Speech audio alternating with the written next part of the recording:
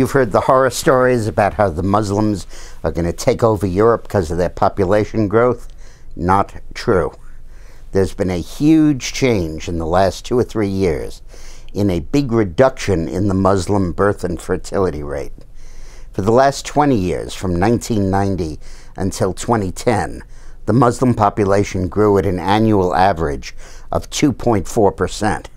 It's projected over the next 20 years to grow at an average of 1.5% per year.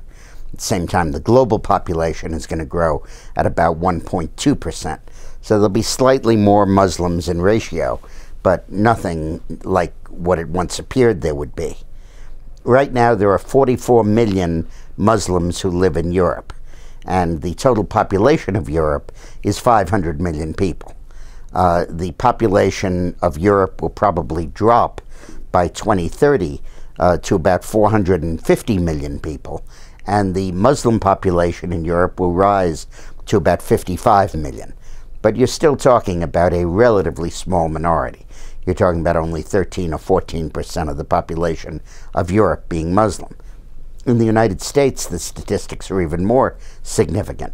There are now 5 million Muslims out of 312 million people in the United States, so they're about 1.5% of the population. Over the next 20 years, the U.S. population will grow to about 350 million, and the Muslim population will grow to 10 million. So not a significant percentage. At that point, there would then be almost 3% Muslim, but not as opposed to 1.5% now, but nothing really significant. And those numbers are very likely to change, because for each year the Muslim birth rate has been dropping.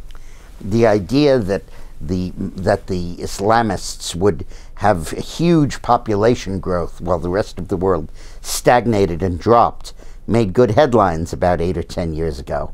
But modern cost of living, birth control practices, and all kinds of influences have really reduced the Muslim growth rate.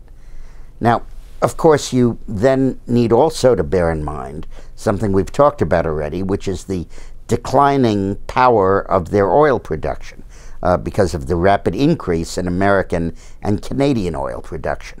The key purpose of the Keystone Pipeline is to create a North American OPEC by merging the productions of U.S. and Canada, and it looks like that's going to happen.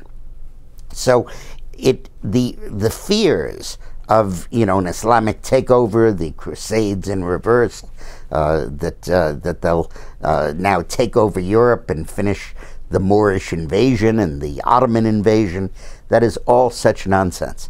Not true, not happening. Get rid of the fear. Thanks.